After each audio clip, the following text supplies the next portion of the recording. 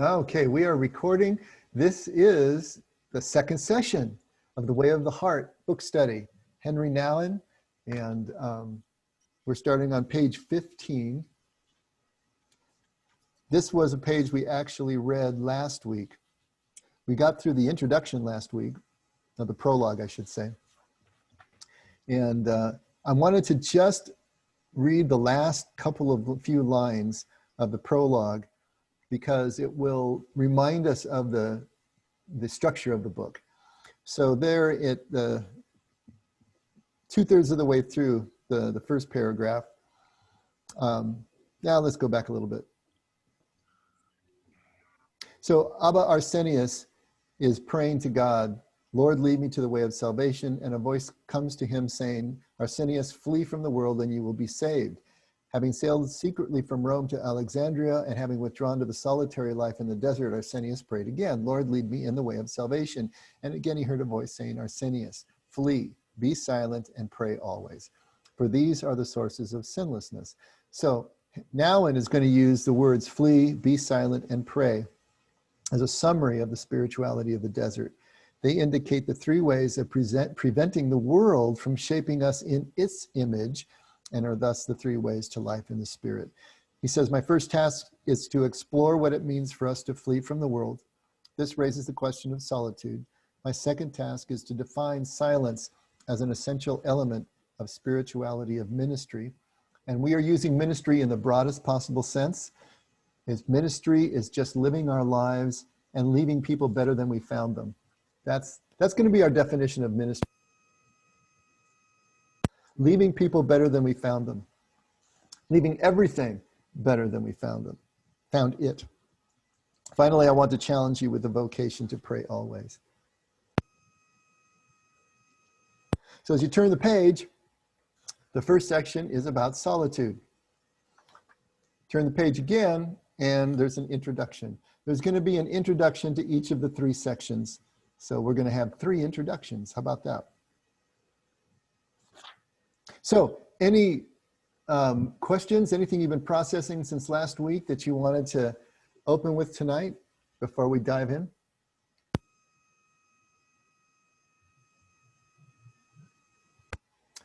All righty then. We're on page 19 now, the introduction to solitude. And Frank, Yes. You're on, buddy. They want to hear your radio voice.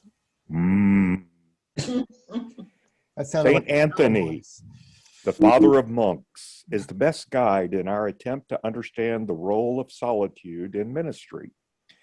Born around 251, Anthony was the son of Egyptian parents.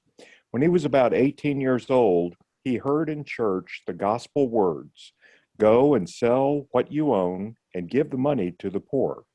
Then come and follow me." Okay, just really quickly, let me insert here Anthony of Egypt, because there's another Anthony. Well, there's probably lots of St. Anthony's, but this St. Anthony is the father of Western monasticism. So he's the guy that history records as having started it all, at least the most prominent one. So going all the way back to the 4th century, the 300s, and Anthony is supposed to have lived to 106 years old. So he was doing something right. It was the dry heat of the desert that kept him alive so long, right, Becky?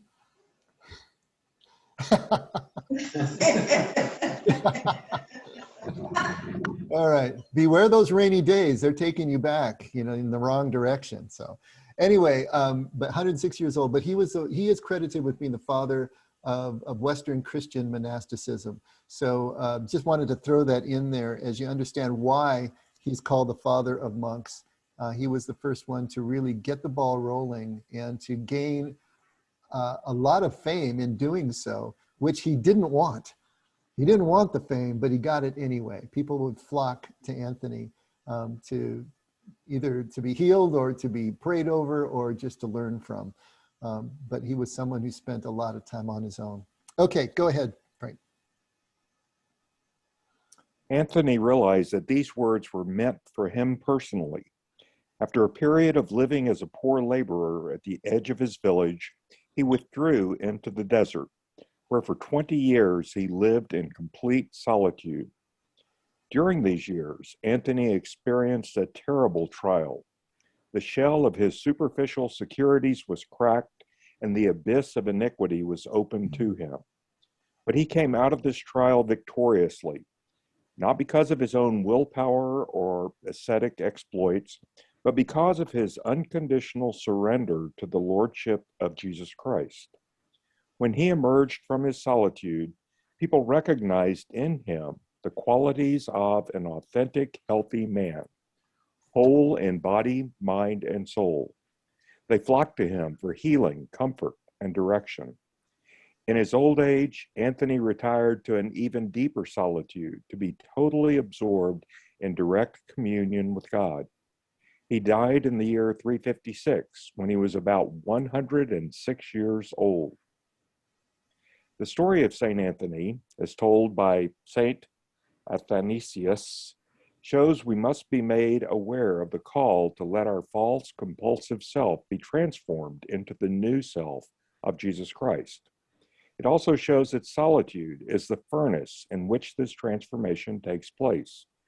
Finally, it reveals that it is from this transformed or converted self that real ministry flows. I therefore propose to explore these three aspects of St. Anthony's life in the hope of uncovering the problems as well as the opportunities in our ministry. Okay, so there are three aspects to Anthony's life that he wants to break out in this next section. What are those three aspects? What did you glean from the text right there, that last paragraph? Well, what would you say are the three aspects?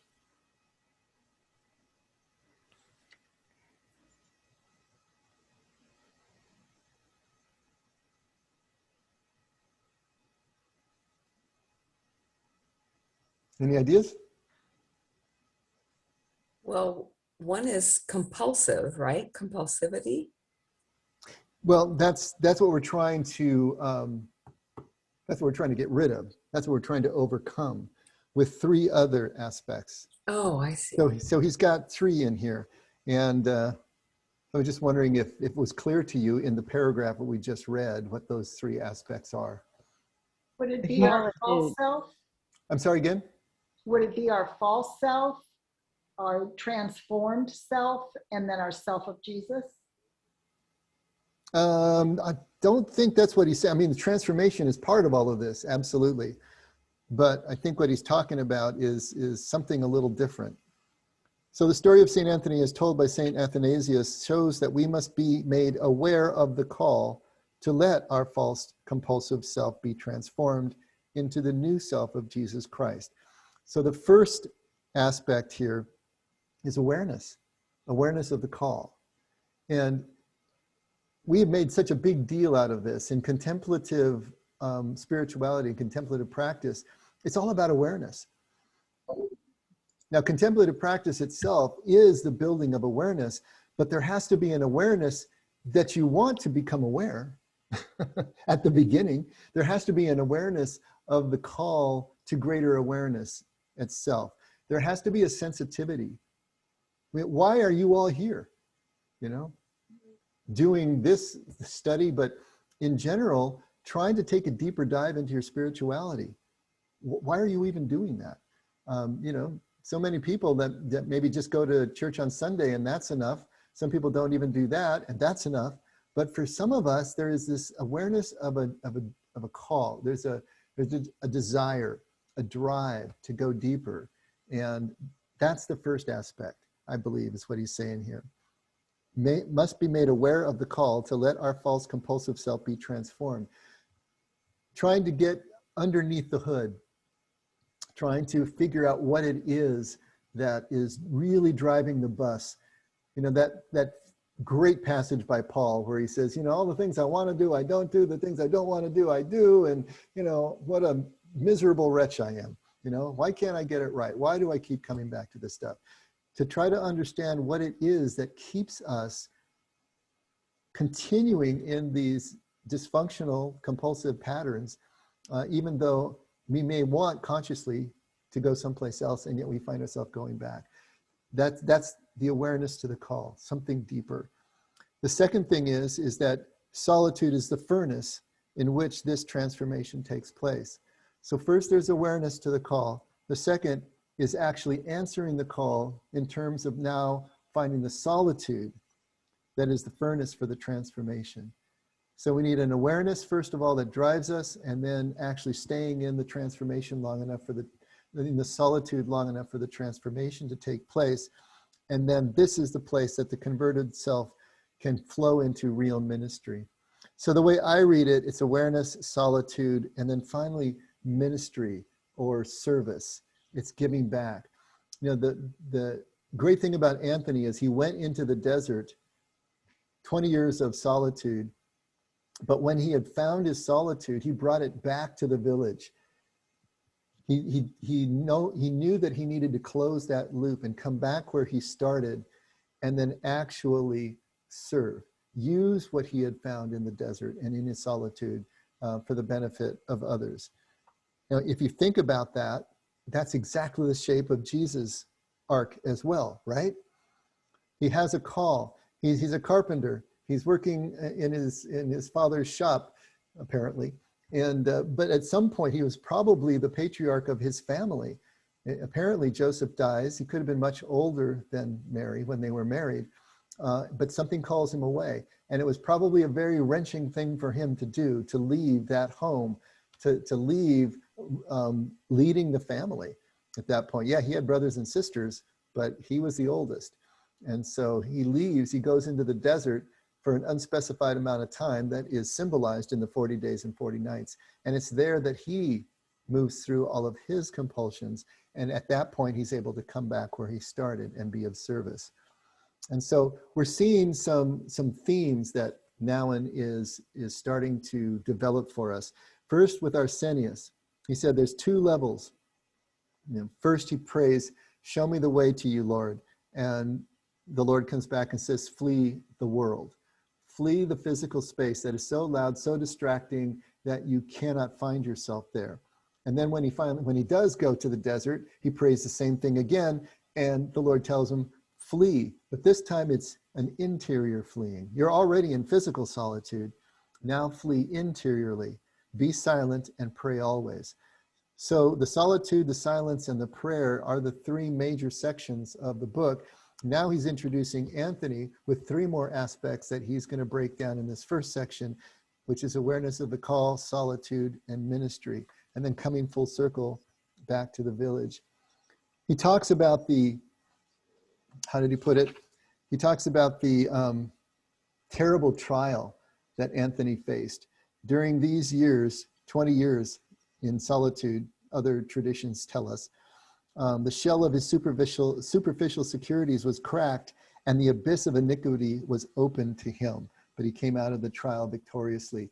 It's such an analog to Jesus in the wilderness, right? Jesus is out there, and he is pushed to the edge of physical exhaustion. And it's there that the devil comes and takes him through the three symbolic tests that he finally comes through. And for many of these desert fathers and mothers, the depictions of this terrible trial was that they were fighting demons and dragons, and it was, you know, it was metaphorical as to what they were fighting as an internal battle. Thomas Merton talks about the people that went out to the solitude of the desert for any egoic reason. If it was to as Thomas Merton famously said, to make contemplative faces at themselves in a mirror, you know, to pretend that they were being contemplative, or because they wanted to impress somebody. If they went for any reason other than the pure desire to be closer to God, the desert literally drove them mad because they couldn't withstand these battles. I wanted to share some things with you here so we get a clearer understanding of what's going on. Okay.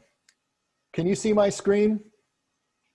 Can you see the whole screen? There's two halves to it. Do you guys see the whole screen? Yes. Okay, good. So this National Catholic Register, do you see this picture here? This is actually one of Michelangelo's earlier paintings, and it is the Trials of St. Anthony. So look how this was being depicted. Now this is Michelangelo, so that's what, 14th century, 15th century. But these are traditions that go all the way back to the 4th and 5th century. So here is Anthony facing all these trials and attacks of demons and so on and so forth. So that's the way it was depicted. Fighting dragons, fighting demons, and fighting them down. But the battle was interior. He's literally fighting his own personal demons and the compulsions of his unfinished business. I wanted to read to you a little bit. This is the National Catholic Register. It's interesting just to get more of a sense of Anthony's life. But remember, this is highly stylized and legendary even. But there's some good stuff in here as well. This paragraph right here. The Christian world in the 3rd century was passing from the age of the martyrs to the age of theologians. Witness was giving way to wonder. It's an interesting way of putting it, and it's similar to what Nouwen said. Remember, as Diocletian's reign came to an end and the persecutions were ended by Constantine, the church was no longer being persecuted. You couldn't be a martyr anymore. You couldn't die for your faith because nobody was killing you. And so the martyrdom was the main way of witnessing your connection to Jesus. But the world is passing from the age of martyrs to the age of theologians. In the 4th century is when Constantine called the first church council. And it was the theologians, it was the bishops as theologians, that this is now called the council age of the church. For the next 100, 150 years, these church councils are being called that actually define Christian orthodoxy as it stands today. So the Christian world in the 3rd century is passing from the age of martyrs to the age of theologians. Witness was giving way to wonder. The pagans, who very much enjoyed slaying Christians, also enjoyed a rich theology and mythology concerning their gods. The Christian God, however, remained something of an enigma, so much so that even the early Christians weren't quite sure what sort of enigma he was. Into this age of speculation entered Anthony, who, providing an answer in living long before Anselm would finally provide it in writing, St. Anthony of Egypt's life explains what sort of God God is. And while St. Anthony of Padua is very popular today for helping us find our car keys, I hope to make St. Anthony of Egypt equally popular for helping us to find God. Not having space to provide a full biography, I restrain myself on the three paradoxes of his asceticism. And asceticism, if you're not familiar with that word, it's denying bodily needs and comforts.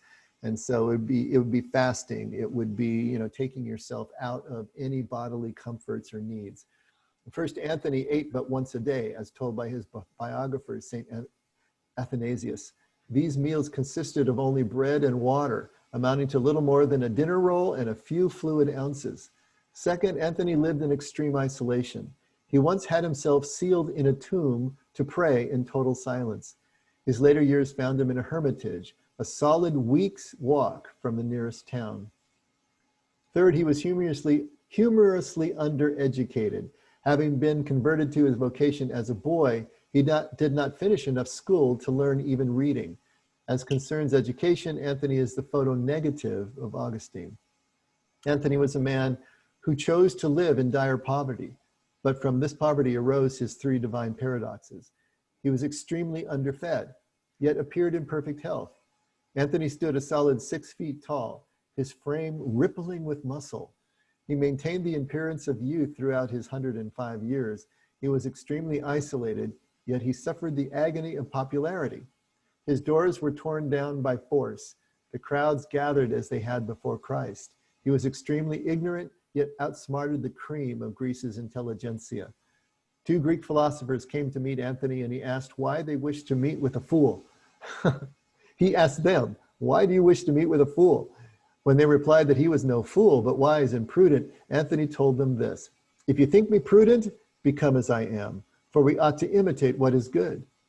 And if I had come to you, I should have imitated you. But if you to me, become as I am, for I am a Christian." Having no desire to be converted, the philosophers departed in silence. These paradoxes point, as do most paradoxes, straight back to the nature of God. Consider for a moment the life of the ascetic pagans. And you can see this is written from a Catholic point of view. There's a lot of legend mixed in, and then he's going to talk about the difference between Anthony and Siddhartha Gautama, who is Buddha. And so we don't need to go into that. But what I did want to do is, let's go to the other article here and read a little bit more about this trial. The devil detests such goodness in a young soul, and early on St. Anthony had to engage in spiritual combat so fierce that it echoes down the halls of time.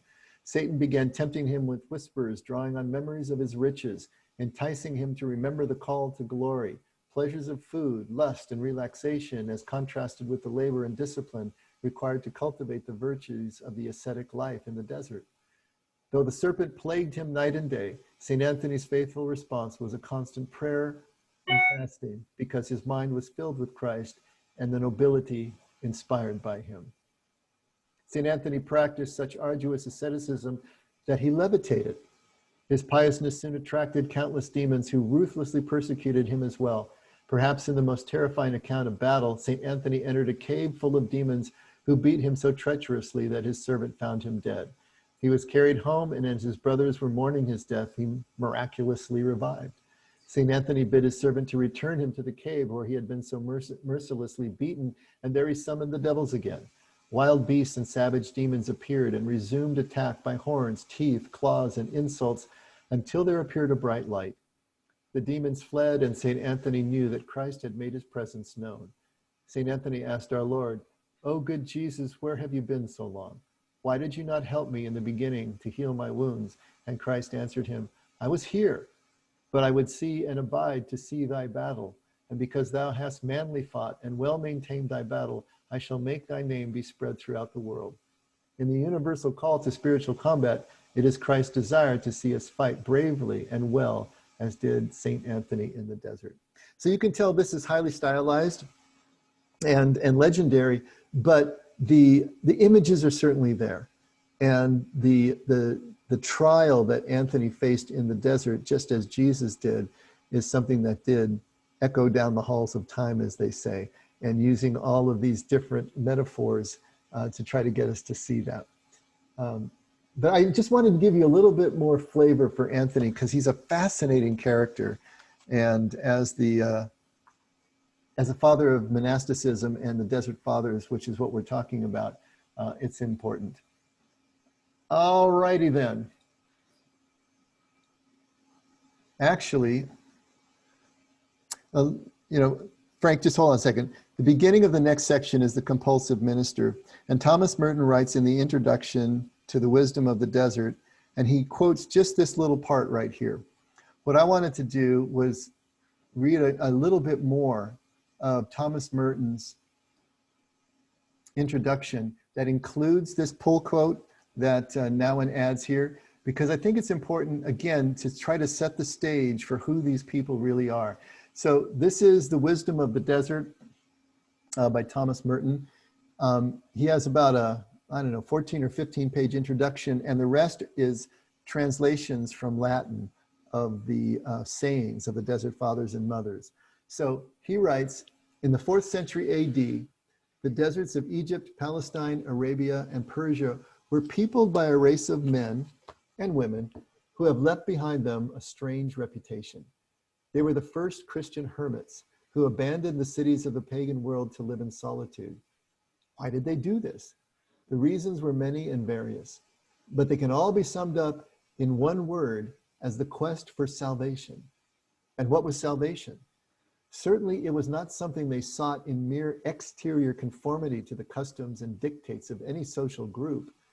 In those days, men had become keenly conscious of the strictly individual character of salvation.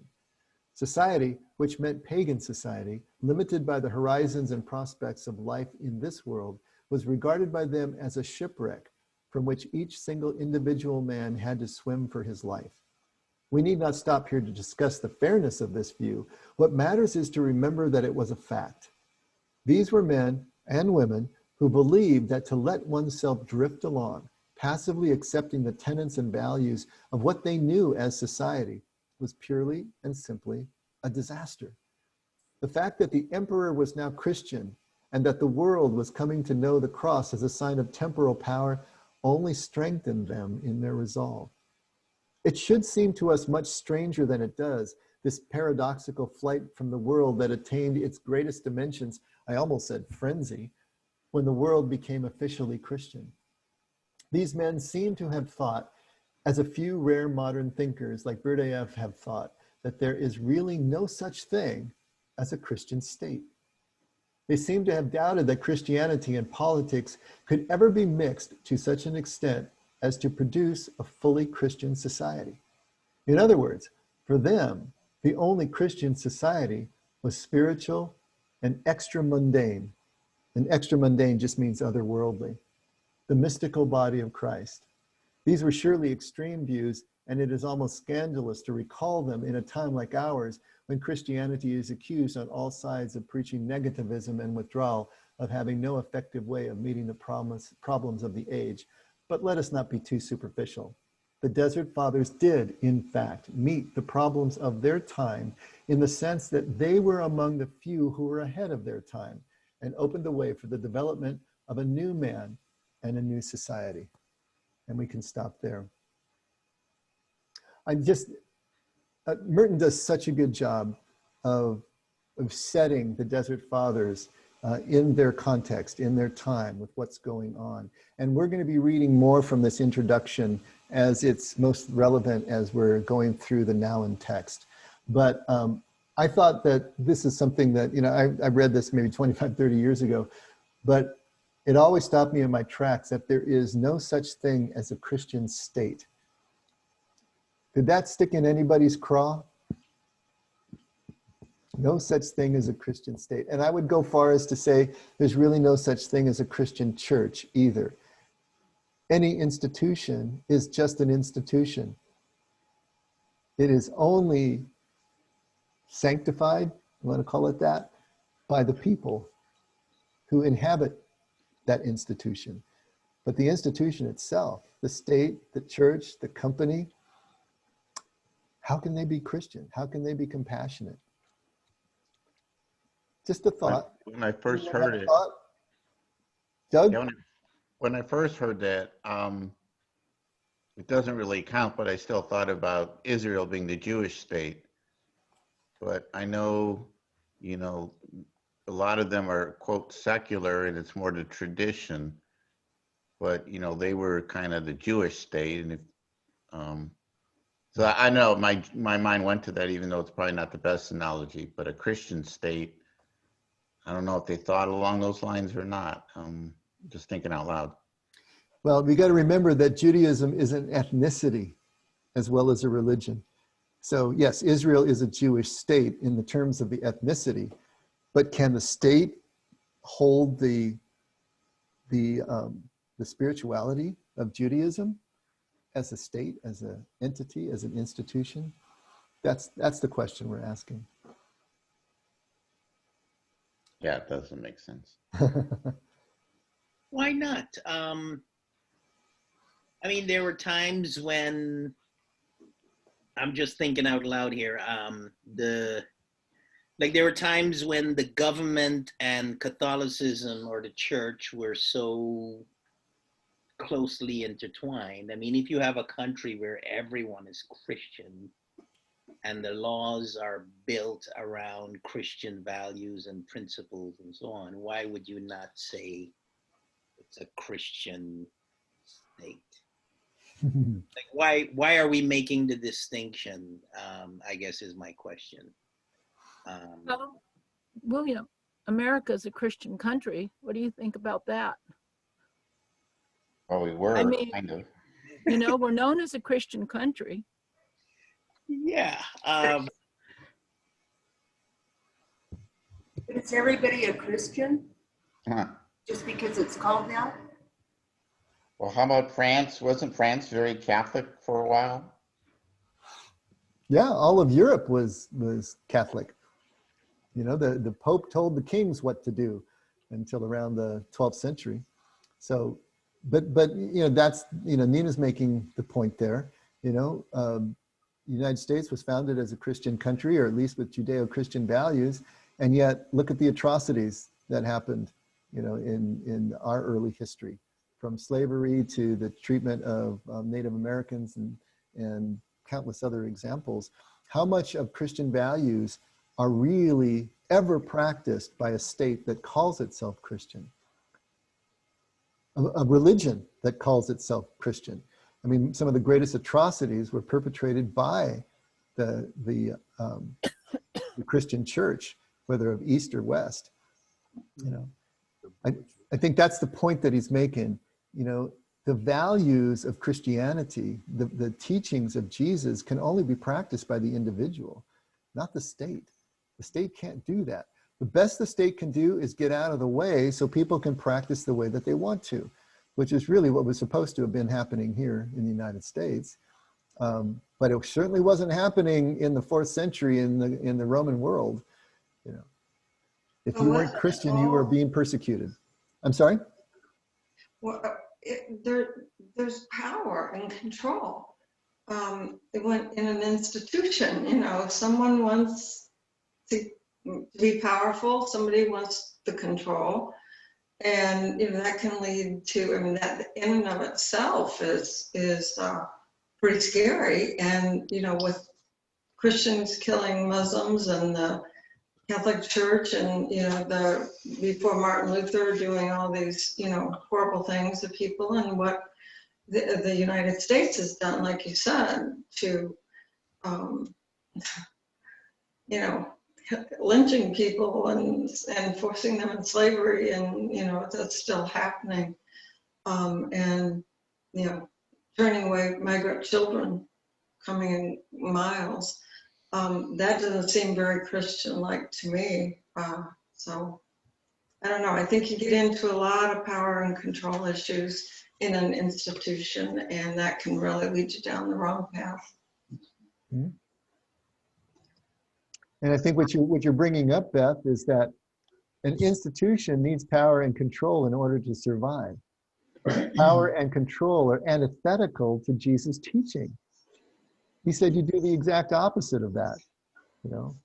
If you want to be at the head of the table, you sit at the foot of the table. If you want to be the leader, you need to be the servant of all.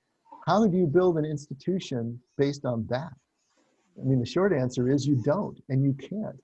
An institution can't stand on Sermon on the Mount principles, which is why the church has not known what the heck to do with the Sermon on the Mount for 2,000 years. How many, at least in the Catholic Church, how many times did you hear anything about the Sermon on the Mount, except the Lord's Prayer maybe and the Beatitudes? But we heard a lot about Paul, because Paul was giving us something that we could build an institution on, because he was trying to foster institutions, groups of people. Jesus was so micro in his approach that it was antithetical to anything that you would need to keep an institution going.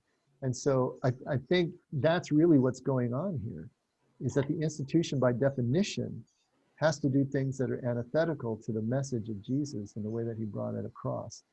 It's a four ways and fifth way kind of thing. Just to put an exclamation point on that, there was a study done quite a few years ago of some sociologists and psychologists, and they examined organizational policies, procedures, organizational charters, and not just of like big business, but churches, foundations, charitable organizations, and based on how they were organized, they said if these characteristics were applied to any person, the person would be a sociopath. That's perfect. Yes. That's what it is. And if you applied the best values of Jesus to an institution, it would be out of business and defunct in no time at all. It couldn't survive. There are two different things. They're oil and water. And the thing is, we still need both. It's still a balance between the two. But we need to understand what it is while we're doing it. And if leaders were enlightened enough, at least in a church setting, to allow the individual to have full reign to explore their own path, then yes, it weakens the structure, but the structure can still be the umbrella for that type of spiritual growth. But that's perfect, Brady. Yes, if you took those and applied them to a person, they'd be a sociopath. If you took the person and applied it to the institution, it would be, defunct. And so that's what the idea here. And this was not lost on these desert fathers and mothers. As poor and uneducated as they may have been, and many of them were, they still realized that suddenly something had changed. Now that the power was devolving to the church, it no longer represented them. It no longer made any sense and was just a distraction, and they had to flee it in order to find something that mattered. But these were the people who had that awareness to the call that Nouwen is talking about in Anthony. There was something in them that couldn't sit still and just be carried along by the general current of their society. These were the ones that said, no, there's got to be something more, and I just can't stand to stay here and not explore it, And so they went off to the desert. You all have done the same thing in your own ways. You have swum against the current of your own churches, of your own society, and just to be here on this screen. And I know many of your stories, and I know the shape of your journey, and you answered a call. Is there another call coming? You bet. There'll be a never-ending series of calls coming to lead us deeper. Are we going to be able to answer every one of them? Maybe not initially, but hopefully eventually, because that is the shape of spiritual growth, is awareness to a deeper call, the willingness to answer the call, to go through the disturbance and the division and the disillusionment and everything that goes along with moving from one phase to another, enduring that to get to that deeper place, and then being willing to do it again. That's kind of the shape of the journey.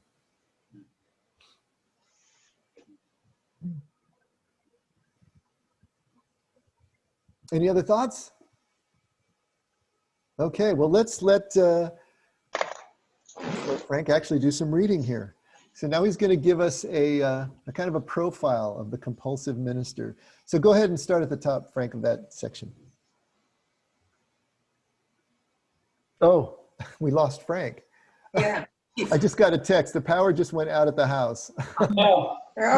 Hopefully it comes back quickly, he says. All right, I'm going to have to be frank. So here we go. Thomas Merton writes in the introduction to his The Wisdom of the Desert, society was regarded by the Desert Fathers as a shipwreck from which each single individual man had to swim for his life. These were men who believed that to let oneself drift along, passively accepting the tenets and values of what they knew as society, was purely and simply a disaster. This observation leads us straight to the core of the problem. Our society is not a community radiant with the love of Christ, but a dangerous network of domination and manipulation in which we can easily get entangled and lose our soul. The basic question is whether we ministers of Jesus Christ have not already been so deeply molded by the seductive powers of our dark world that we have become blind to our own and other people's fatal state and have lost the power and the motivation to swim for our lives. In rereading this after so long, it's interesting to me, this was written in 1981, so that's 40 years ago. The language is much more religious than I remember it being. It's so interesting, just reading that paragraph right there. And Anthony surrendering to the Lordship of Jesus Christ, just more religious tone to it. In comparison, if you read some of Nouwen's later books, it doesn't have that same flavor. A great book by Nouwen that was more recent, shortly before he died, was The Life of the Beloved. And that has such a different feel to it than this. But it's just a little aside. I just was noticing that. But here we are. The basic question is whether we ministers of Jesus Christ have not already been so deeply molded by the seductive powers of our dark world that we have become blind to our own and other people's fatal state and have lost the power and motivation to swim for our lives. So here we are talking again about the awareness of the call, right? The rich young man who comes to Jesus, what must I do to obtain eternal life? Ultimately, Jesus, after leading him through the law and all the other things that he's already done, sell everything that you have, give it to the poor and come follow me. this is that same idea here. Are we aware enough and willing enough to put everything on the line? Are we willing to push all our chips into the center of the table and go all in and say, you know, I'm willing to let go of everything I think I know because I've got this call to something deeper and I just can't stand to sit here and hang on to these things. You know, are we willing to stay in that liminal space, in that threshold space where we haven't really dropped our tent pegs into one camp or another, but we're staying mobile, we're staying able to see the larger shape of the land, that from that vantage point? Are we willing to criticize ourselves and our own camp and look for deeper ways of seeing? And are we willing to see truth from wherever it comes? I mean, this is the prerequisites of anyone who really wants to take this deeper dive. And so this is the question that he's asking right now. Just look for a moment at our daily routine. In general, we are very busy people. Now, he's going to be talking about this from a ministerial point of view, but double think it with your own life. We have many meetings to attend, many visits to make, many services to lead. Our calendars are filled with appointments, our days and weeks filled with engagements, and our years filled with plans and projects. There is seldom a period in which we do not know what to do. Wow, I love that line. There is seldom a period in which we do not know what to do, and we move through life in such a distracted way that we do not even take the time and rest to wonder if any of the things we think, say, or do are worth thinking, saying, or doing. You know, that line there that I stopped on, there is seldom a period in which we do not know what to do. That just so resonated with me. I remember it's getting to be 4 or 5 years ago that Frank and I went to the Desert House of Prayer, and it's out your guys' way. It's in the Saguaro Forest outside of Tucson, Arizona. And it's 30 acres led by the Redemptorist order. And I just found out today they're closed indefinitely. It just kind of hurt my heart. And I was only there for 3 days with Frank, but it's complete silence. You don't speak at all. You're not supposed to anyway. Unless you're in kind of a one-on-one session or something. Meals are silent, everything is silent. It's centering prayer 4 times a day and meals 3 times a day. But I remember getting up in the morning, going to the first centering prayer session and then having breakfast and then realizing I had absolutely nothing to do for like 4 hours. It was the most disorienting thing for that first day especially. It was the weirdest thing. I didn't have a schedule in front of me. I didn't have computer access. I didn't have a computer. You know, I had nothing to do. It was amazing. At first, it was disorienting. And by the second and third day, I loved it. And I would just pick a direction. If I knew I had 3 or 4 hours, I'd pick a direction and just walk out into the desert until I was halfway. And then I'd turn around and walk back. Or I'd go down to the library and just pour through books and look at stuff. And it was amazing the freedom that I felt just not having anything on the calendar except the next meal or the next prayer session. It really illustrated to me how overly structured my life was and probably continues to be.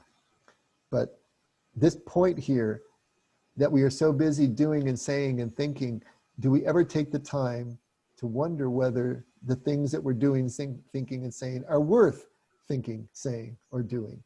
We simply go along with the many musts and oughts that have been handed on to us, and we live with them as if they were authentic translations of the gospel of our Lord. People must be motivated to come to church. Youth must be entertained. Money must be raised. And above all, everyone must be happy. Moreover, we ought to be on good terms with the church and civil authorities. We ought to be liked or at least respected by a fair majority of our parishioners. We ought to move up in the ranks according to schedule. And we ought to have enough vacation and salary to live a comfortable life. Thus, we are busy people, just like all other busy people, rewarded with the rewards which are rewarded to busy people. Striking any chords with y'all? All this is simply to suggest how horrendously secular our ministerial lives tend to be. how horrendously secular our ministerial lives tend to be. Why is this so? Why do we children of the light, so easily become conspirators with the darkness? Now, this is where a little bit is becoming kind of overly religious or pulling the pendulum too far to one side. Remember, it's always about balance. We talked about a church as being an institution. Your jobs are an institution. Anything that you do all day long that keeps the lights on at home, that keeps body and soul together, is institutional work. And it's absolutely essential. There is a huge difference that I didn't understand until I was doing pastoral work. There's a huge difference between running a church and being a pastor. And I've said to many of you, I love being a pastor, but I hate running a church. But if I don't run the church, I can't be a pastor, you see? And so there's a balance here that must be struck. What we're trying to do is realize that when we are doing whatever our jobs are, even just maintaining our households and our families, we're engaged in secular work. And there's nothing wrong with that.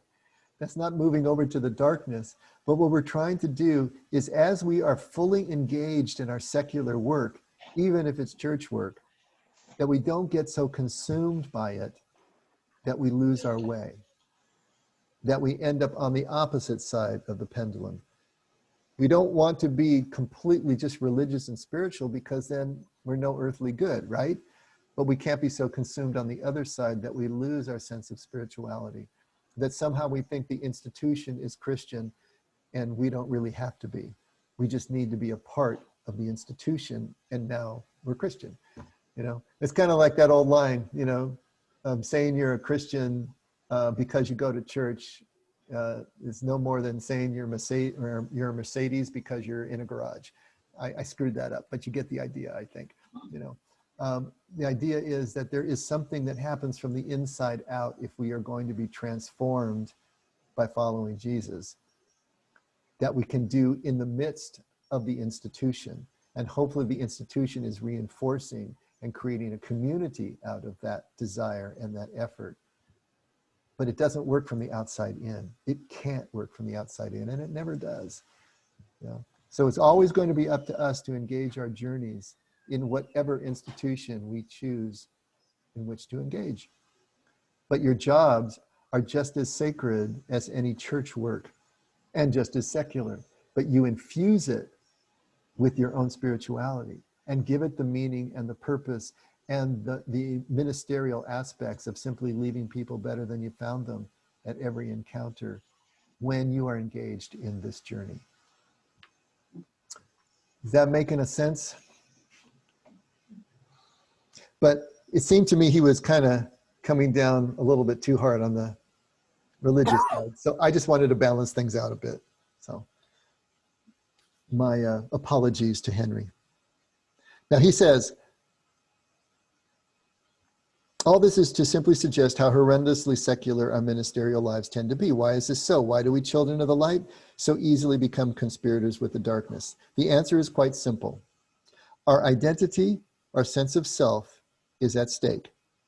Secularity is a way of being dependent on the responses of our milieu, the whole culture around us, everything.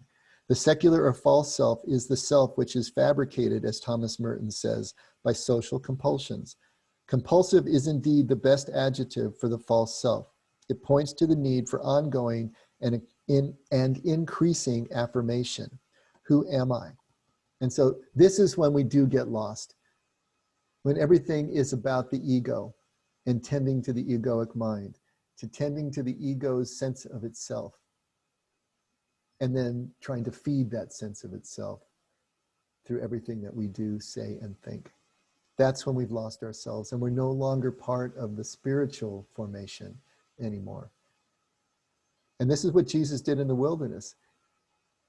He worked through and fought down those compulsions.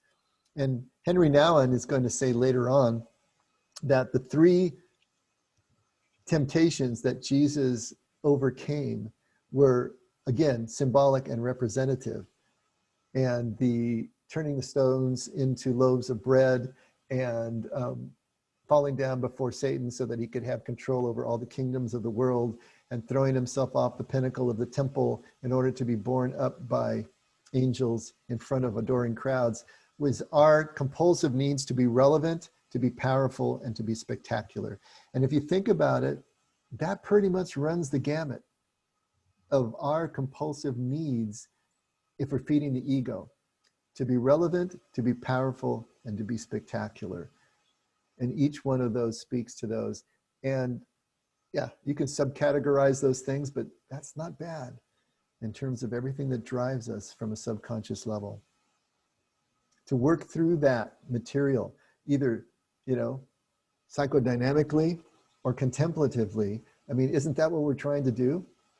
Is to get down to the root of all of those drives, clear up that mess, and be able to be fully present and making our choices based on what's right in front of us, rather than all the demons that we haven't fought down yet.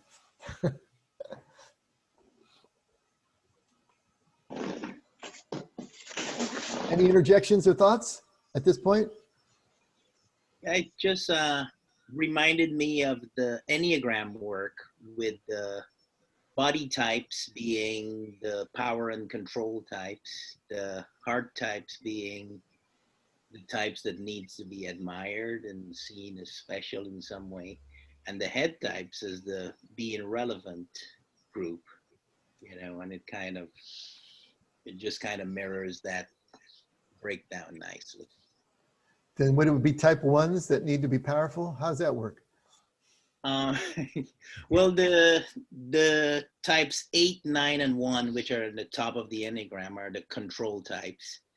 The 8s try to control others, the 1s try to control themselves, and the 9s kind of are stuck in the middle. And the 9s just don't like to be controlled.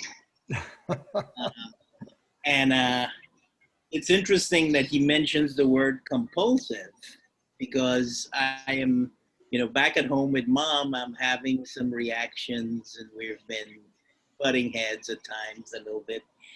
And there is a compulsive nature to different aspects of our dance.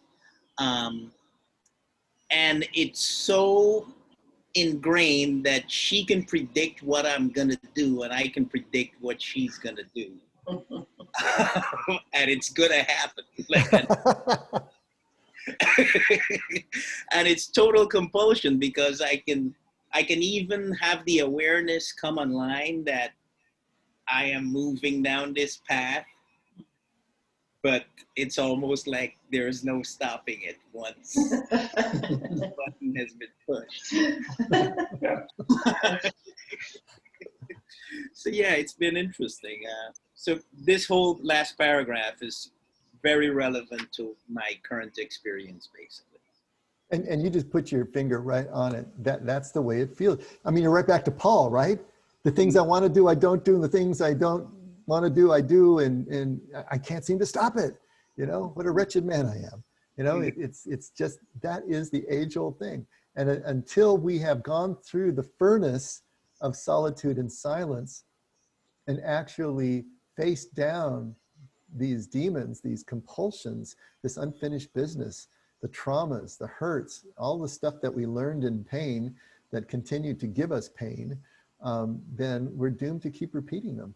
And we don't even realize we're doing it half the time. And like you said, even when the awareness comes online, the train has left the station, right?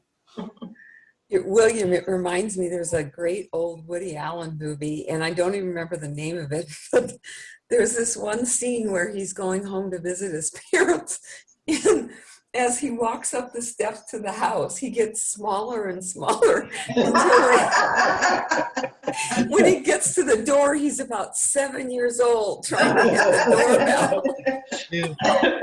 doorbell. Oh, that is perfect. I haven't seen that movie, but gosh, it's a great movie.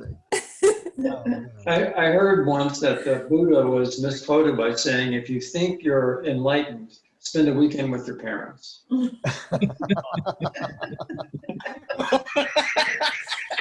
Totally relate. Yeah. It is amazing. You end up 8 years old again when you go home, for the holidays. That movie, Home for the Holidays, I was just thinking of that one too. All the dysfunction that's there, and you just feel like you're just caught back up in all this stuff. Even though you're grown now, it doesn't seem to matter. So William, over time, are we going to start seeing a tick in you for after a while? Dedicated right now. Oh, that's great. That's great. Oh. A little bit more. Who am I? I am the one who is liked, praised, admired, disliked, hated, or despised. Whether I am a pianist, a businessman, or a minister, what matters is how I am perceived by my world. If being busy is a good thing, then I must be busy. If having money is a sign of real freedom, then I must claim my money.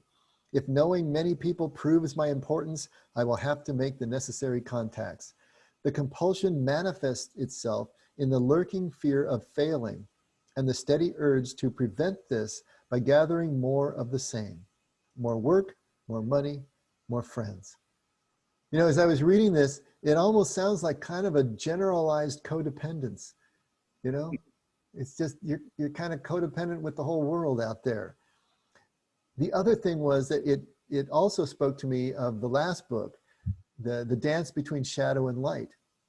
Remember that as we move into childhood and into the family unit, the things that we are praised for, the things we are admired for, the things that we get rewarded for are the things that we bring up and we project out of our personalities.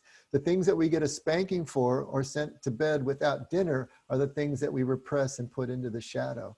We have learned this so well. This is everything he's talking about. I'm the one who's liked, praised, and admired, or disliked, hated, or despised. I am going to then rebalance my persona to project those things that I am getting rewarded. So in that scenario, we are only reactive. We are only reacting to what is reflected back to us by the groups that we're in. We're nowhere near being an authentic person. We're just reflecting what we think is what the society around us requires so that we can be rewarded. And we just do those things that we think we need to do, and not the things that we want to do or that are important. And so we have then relegated into the shadow some wonderful qualities, necessary qualities that balance us and will make us relevant and powerful and spectacular, but in a healthy way, because we are actually leaving people better than we found them. Jesus' prescription, if you want to be relevant, you give relevance away. If you want to be powerful, you empower somebody else. And if you want to be spectacular, then you give attention to others. And in the doing of that, you become relevant and powerful and spectacular, but only because you're giving it away, not because you're trying to arrogate it to yourself. It's the exact opposite. And that is always Jesus' teaching. The fifth way is always about doing the opposite of what the society would have you do in order to find the true meaning and purpose of your life. And so as long as we're living in this kind of generalized codependence and only reflecting what we get rewarded for, we are, just reinforcing all of the compulsions and all of the dysfunction.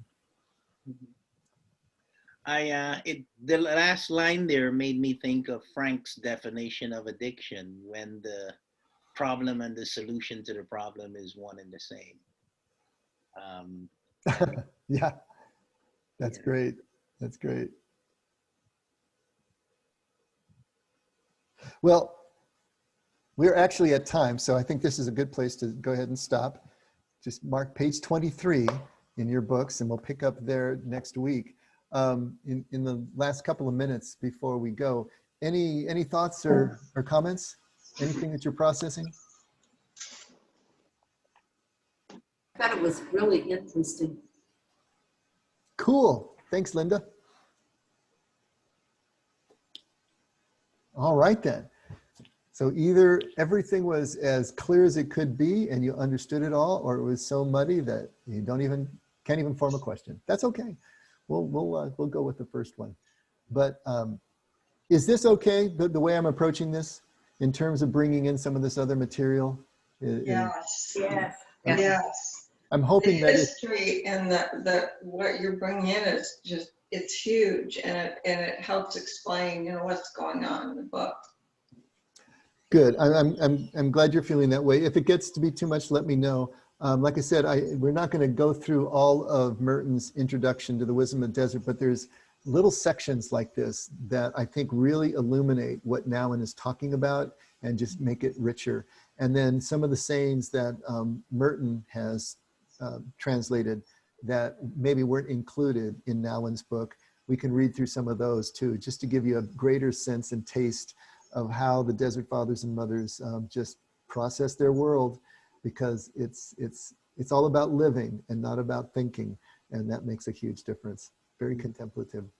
Okay, well let's call it a night there. And Scott, since obviously the power has not come back at Frank's house, could you give us a closing prayer, buddy? Sure. Father God, thanks for this time together as a family, and together and encourage each other and hear from you. Find out what your will is, what your ways are about. I'm reminded of your scripture that says, if I want to find my life, give my life away. And I find that as I give more in love and service, I find a quality of life that I never imagined I could have. And I pray for all of us on this phone call who can experience that. So let us be about your business. Let us be about your way. Let us love like you loved. In Jesus' name, amen. Nicely done. Amen. Thank you. And it's Wednesday, so come on, get them up. Must be hat day. It's hat day. Hat day. Where's Julie? Where's Julie? Julie? I'm up here. There you are. You got your hat. Yay. That's so cool. That is cool. Nashville. She got her hat. Yeah. Dog, where's your hat? Oh, William. Look at William. William, all right. I think Frank turned off the electricity to his house so he didn't have to wear his hat. Yeah, Doug petered out. Bill, you should be wearing Gail's hat. This is so great. We've got California, Arizona, and New York represented here tonight. Nashville. Awesome. Well, Nashville too. What did I say? Awesome. Oh, yeah. Nashville. That's what yeah. Arizona, Tennessee, New York, and California. This is very cool. Very cool. We got the whole continent spanned. Love it. Yes, when my mom asked about the hat, I just told her the cult leader ordered it. No, it's our church. William. Is this what they call Dave? Danielle, not Dave me. is, So I just want to make that clear. Dave, is this what they call disorganized religion? Is that what we are? No, I used that line for years when people would say, I really have a problem with with organized religion. I said, then you need to come to the effect. It's about as disorganized as it gets, especially in the early years. All right. Oh, that's great. Oh. Look at Cindy is working Doug's ears. I see that. Yeah. You can share an ear. Yeah. All right. Thanks so much, everybody. Good night, everyone. Hey, Hey, everybody. Bye. Hi, guys. Bye.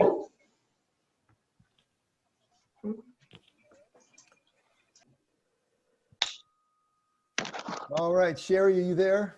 I'm here. Not a word from you all night till now, but at least we're saying hello. That's good. Hello. I And said Frank- hello to start out. Oh, William's still there. William, you're still there. Final good nights. Okay, your final good nights, buddy. Thank Good you night, for being here, y'all. man. It makes a big Hi, difference. Shirley. Keep coming back. What happened last night? I set my alarm. Yeah. I think the alarm went off because I was taking a cat nap. I think the alarm went off and I must have woke up and turned it off and went back. Because I remember setting it, and then I woke up at like 12:30 when my nephew called to see how the ball game went. Well, we missed you. All right, we missed you, but great that you were here tonight. Thanks, buddy. Absolutely. All right. Okay, everybody. See you soon. Bye-bye. Bye. Bye, Sherry. Bye, Linda. Bye, Dave. Frank's there. Yep, just got home. Hey, Frank. Good to see you, man. Good to see you guys. All right. Were you See listening the later. whole time? Well, yeah, I was listening. Yeah, I had to break away just for about 10 minutes or so, the last 10, 15 minutes. Okay. Great. Glad you were with us, buddy. Okay. See you later. Bye-bye.